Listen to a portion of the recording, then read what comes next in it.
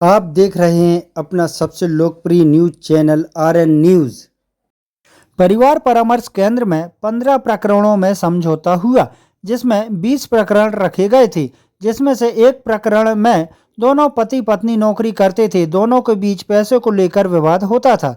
पति बोलता था कि तू अपना पैसा खर्च कर, पत्नी बोलती थी तू अपना पैसा खर्च कर, मैं नहीं करूंगी, मैं मानसिक रूप से परेशान होती थी।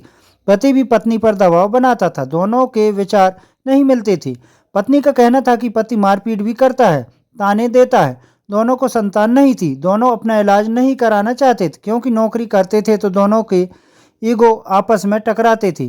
किंतु पत्नी परेशान थी, इसलिए आवेदन दी थी। दोनों पक्षों को बुलाया गया, समझाइश दी गई। काउंसलर द्वारा बोला गया कि नौकरी बहुत मुश्किल से मिलती है, अपनी नौकरी ईमानदारी से करो। दोनों पति पत्नी अच्छे से रहो, एक दूसरे को ताना मत दो। समय आने पर दोनों एक दूसरे का सहयोग करें। दोनों को भगवान ने कमाने वाला बनाया है, तो दोनों एक दूसरे की ज़रूरत का ध्यान रखते हुए आपस में समस्या का समाधान करें और अच्छे से रहें, प्यार से रहें। दोनों को समझाया गया। पत्नी भी मानी, पति भी माना। इस बात पर इनका समझौता हुआ। दूसरे प्रकरण में पत्नी बस नौकरी करती थी और पति प्राइवेट काम करता था। यहाँ पर पत्नी पति से ज़्यादा परेशान थी। दारू पीना व मारपीट करता था और उसको भी संतान नहीं थी।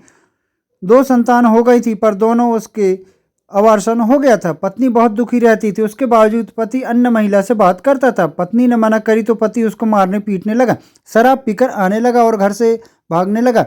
पत्नी अत्यधिक परेशान होने से आवेदन दी। दोनों को बुलाया गया, दोनों को आपस में समझाया गया व दोनों ने अफसोस किया व आगे के लिए उन्हें समझाइश दी गई कि प्लानिंग करें और आगे अपना भविष्य उज्जवल बनाएं और सुख शांति से शांतिपूर्वक घर में रहा करें।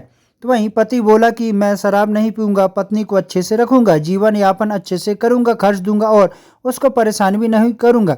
इस बात के दोनों का समझौता हुआ। परिवार परामर्श केंद्र में तीसरा प्रकरण था कि पति अन्य महिला से बात करता था। पत्नी को यह बात पता चली तो दोनों के बीच में विवाद होने लगा।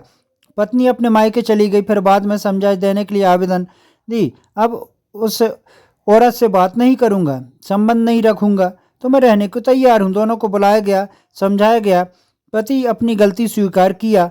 मुझे अब अपना परिवार दिख रहा है, मैं उसे अन्य महिला से बात नहीं करूंगा, ऐसा पति का कहना आया। तो वहीं पति ने आगे कहा कि पत्नी पर भी ध्यान दूंगा और अच्छे से रखूंगा। परिवार परामर्श केंद्र में प्रभारी ज्योति चौरसिया, काउंसलरों में श्री छिद्दीलाल श्रीवास, मीरा नामदेव, कांता ठाकुर व श्रीमती पार्वती डहरिया पैरालीगल वॉलंटियर उपस्थित थे।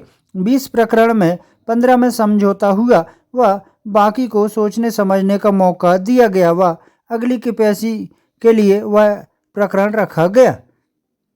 गौरतलब हो कि सिवनी के परिवार परामर्श केंद्र में पारिवारिक विवादों को सुलझाया जाता है तथा उन्हें आपस में समझाया जाता है। दोनों को मनोवैज्ञानिक रूप से स्ट्रॉन्ग किया जाता है ताकि वे आपसी संबंध अच्छे से बनाकर रह सकें।